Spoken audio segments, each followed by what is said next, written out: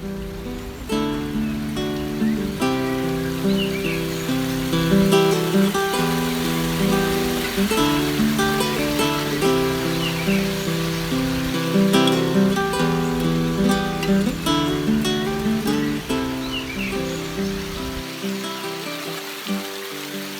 12.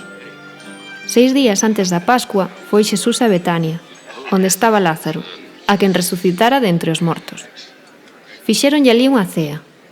Marta servía, mentras que Lázaro era un dos comensais. Entón María, collendo unha libra de perfume de nardo puro, de moito prezo, unxiu os pés de Xesús e enxugoullos cos seus cabelos. A casa quedou chea do recendo do perfume. Pero Xudas, o Iscariote, un dos seus discípulos, o que o había de entregar, dixo: «Por que non se vendeu ese perfume por 300 denarios e non se lle deron aos pobres?» Dixo isto non porque tivese interese polos pobres, senón porque era ladrón, e tendo ela a bolsa, botaba man do que se metía nela. Pero Xesús replicou: «Deixa estar, que garde isto para o día do meu enterro, pois os pobres sempre os tedes entre vós, mentras que a min non sempre me ides ter». Unha chea de xente de entre os xudeus soubo entón que el estaba alí, e viñeron non só por Xesús, senón tamén para veren a Lázaro, a quen resucitara de entre os mortos. Pero os sumos sacerdotes decidiron matar tamén a Lázaro, pois moitos, por causa del, fuxían dos xudeus e crían en Xesús. O outro día, a xente que viñera á festa, oíndo que Xesús viña a Xerusalén, apañou ramas das palmeiras e saíulle ao encontro exclamando: «Hosana! Bendito que ven no nome do Señor, o Rei de Israel». Xesús atopou un burriño e montou nel, conforme está escrito: «Non temas, filla de Sión. Mira que ven o teu rei montado nun burriño». Ao comezo, os seus discípulos non comprenderon estas cousas, pero cando Xesús foi glorificado, entón lembráronse de que estaban escritas del e así llas fixeron. As persoas que estaban con el cando mandara a Lázaro sair da sepultura e o resucitara dentre os mortos daban público testemunho. Tamén lle saiu ao encontro a xente, pois oíran que el fixera este sinal. Pero os fariseos dixeron entre eles: «Vedes que non conseguides nada. Mirade para aí, todo o mundo foi detrás del». Algún dos que subían a adorar no día da festa eran gregos. Achegáronse a Filipe, o de Betsaida de Galilea, e pedíronlle: «Señor, queremos ver a Xesús». Foi Filipe e díxolle a Andrés. Andrés e máis Filipe foron dicirlle a Xesús. Xesús respondeulles: «Chegou a hora de que sexa glorificado o Fillo do Home. É vos ben certo, se o grande trigo cae na terra pero non morre, quedará el só, pero se morre, dará froito abondoso.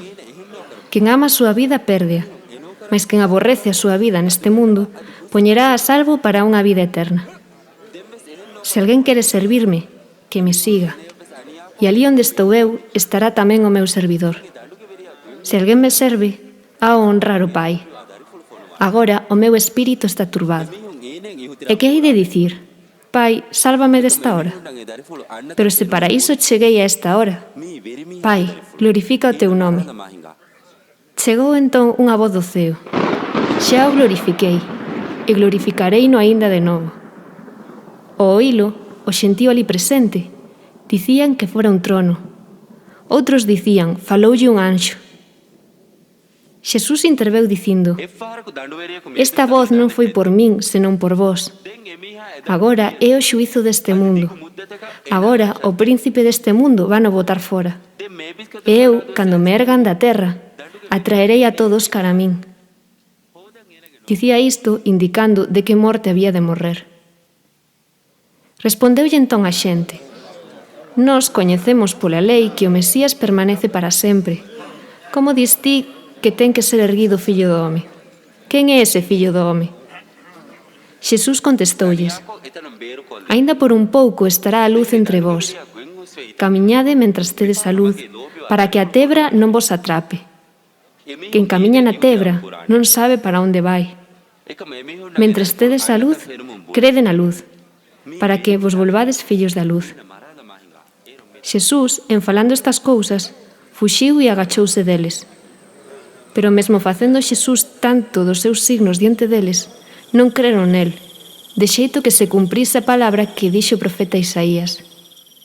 Señor, quen creu na nosa predicación? E a quen se manifestou o brazo do Señor? Por iso non podían crer, pois tamén dixo Isaías: cegou os seus ollos e endureceu os seus corazóns. Non sexa que os seus ollos vexan e a súa mente entenda, e se convertan e eu os salve. Dixo isto Isaías, pois viu a súa gloria e falou del. Con todo, moitos, tamén de entre as autoridades, creran nel, mas por causa dos fariseos non o confesaban, para que non os apartasen da sinagoga, pois preferiron a gloria dos homes antes que a gloria de Deus. Xesús gritou: quen cree en min, realmente non cree en min, senón naquel que me mandou. A quen me ve a min, ve a quen me mandou.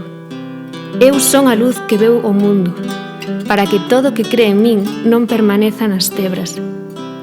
Se alguén escoita as miñas palabras e non as garda, eu non o xulgo, pois non vin para xulgar o mundo, senón para o salvar. Quen me despreza e non recibe as miñas palabras, ten quen o xulgue. A palabra que eu falei ao xulgar no derradeiro día. Porque eu non falei pola miña conta, senón que o mesmo Pai, que me mandou, deu-me encomenda do que debo dicir e do que hei de falar.